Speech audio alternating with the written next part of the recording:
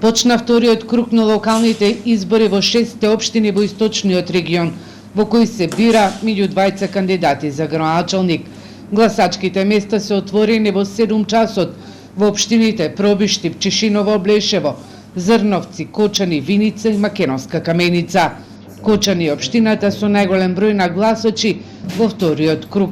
Своето право на глас можат да го искористат 32.503, а со најмал број на избирачи е Зрновци со вкупно 2.506.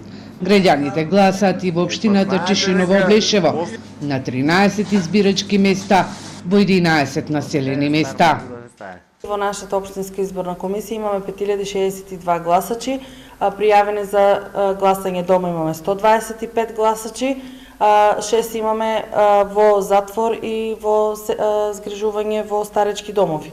Во Источна Македонија за вториот круг за избор на градоначалник во 6 општини со право на глас се вкупно 76.038 гласачи. Вчера гласаа болните и немотните. Своето право можеа да го искористат 792 болни и изнемоштени лица и тројца во куќен притвор.